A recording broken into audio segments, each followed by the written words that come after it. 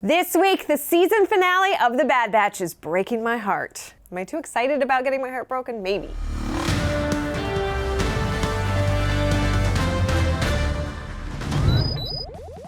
As you know, it's the 40th anniversary of Star Wars Return of the Jedi, but did you realize it's also the 5th anniversary of Solo: Star Wars Story? We did. To celebrate, we have your first look at 2 Marvel variant covers for the occasion. Our queen and leader of the Cloud Riders, Enfys Nest, on the cover of Bounty Hunters 34, and noted Valacord enthusiast Tobias Beckett on Yoda number 7. Both covers by Lane Yu are just 2 of 6 special variants from the artist arriving this May. On Monday, Lucasfilm and Disney Jr. released 3 Young Jedi Adventures shorts and the key art for the brand new series arriving this year on May the 4th. The shorts introduce Kai Brightstar, Liz Soleil, and their pal Nubs, plus their resourceful friend Nash Durango and her droid RJ. You and your younglings can join the Young Jedi Adventures on New this spring, but honestly, between the Tuca kitten, Nubs, and more Nubs, and yes, Nubs, the kind and patient teachings of Master Yoda, this is a show we can all enjoy together. The 2-episode Season 2 finale of Star Wars The Bad Batch is out now, which means we're talking The Summit and Plan 99. This is your last chance to skip ahead to the timestamp below before I ruin it. I don't want to be the reason we can't have nice things. We pick up on Pabu, where the Batch are deciding what to do about Crosshair. Looks like it's time to leave just as things were heating up between Tech and Fee. Well, don't go running off with any pirates or smugglers while you're gone. Clone Force 99 infiltrates Grand Moff Tarkin's fortress, but they aren't the only ones interested in the Empire's plotting. Saw Gerrera, always ready for a fight. The resulting explosion leaves our friends in a precarious situation, trapped in the Raven's Peak rail line with no power. This is going to be a problem. Tech knows. Which brings us to the final episode of the season. Gonna need those. Lucky for the Batch, Tech is there to save the day, restoring power, and oh, don't like that. But that, definitely not that. In a scene that breaks our hearts every time we think about it, Tech executes Plan 99. Don't you do it, Tech. I can't even say it. But let's just say the squad returns to Ord Mantell smaller than before and reunites with Sid, who it turns out is the worst. Cue the arrival of the Empire. Despite Omega's bravery and Echo's quick thinking, the season ends with a cliffhanger as Omega's kidnapped and taken to Mount Tantus, where even more secrets abound. And over on StarWars.com now, you can read exclusive interviews with actor Keisha Castle-Hughes on that reveal, and Michelle Ang, the voice of Omega, who says she was, and I quote, genuinely devastated by this finale. Us too, Michelle. Plus, check out the full season and episode guides and new databank entries. Even though we had to say goodbye to The Batch, The Mandalorian Season 3 continues on with the latest episode, Chapter 21, The Pirate, with a return to our friends on Navarro desperately in need of protection from rampant pirate attacks.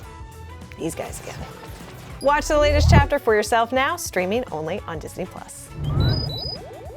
I have 2 words for you. Ahmed Best, the longtime member of the Star Wars family, recently sat down with us to talk about returning to the galaxy far, far away as the Jedi Kelleran Beq in The Mandalorian, Chapter 20, The Foundling. Thank you so much for joining us today. It is a real pleasure to have you here, and I'm just so excited to see Kelleran Beq on the show. Yeah, me too. Yeah. How long have you had to hold that under your hat? It's been a little bit over a year now, Okay. which was very difficult. I'm such a fan of all of the Star Wars shows, and especially The Mandalorian. And when Favreau and Filoni called me to do it, I was just so excited. I wanted to tell everybody, and they were just like, don't tell anyone anything. Yes. So I just kept it under wraps and bursting at the seams. I'm glad I can finally talk about it. I was very, very happy when it was decided that it was going to be Kelleran Beq, because Kelleran Beq was a character that I have so much affinity for. Jedi Temple Challenge was something that I really, really loved doing. And when I was working with the team, they really let me go wild with creating Kelleran Beq. This time you got to do a lot more fighting, a little less teaching. How did you approach the stunt work and the fighting choreography? I've been a martial artist all my life. Kelleran's martial arts style was something that I took very much into account when I was thinking about Kelleran Beq as a character, which is why I came up with the idea of the sabered hand. It really is influenced by a martial art that I study called Eskrima. It's a Filipino martial art.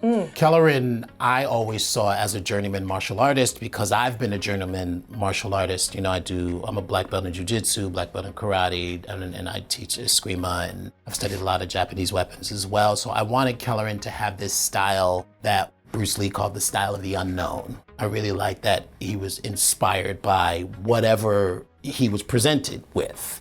The greatest part about the stunts and the fighting in The Mandalorian is I show up and my brother Lateef Crowder, who I've known for over 20 years, they didn't know I knew Lateef. It's like a regular Tuesday. Yeah, I was just like, oh, that's my guy. You know, I've known Lateef forever. Yeah. So, you know, the first rehearsals were with Lateef, and it was just still very comfortable. And it was one of those things like Lateef was like, oh man, this is gonna be fun. Yeah. So starting out with him and then working with everyone on the stunt team and on the fight team, they were just like, show me what you wanna do. And I was like, well, I kinda wanna do stuff like this. And then they just helped me tailor it for the scene, which was wonderful. Did you learn anything while you were in training or on set? Jedi robes are hard to fight in.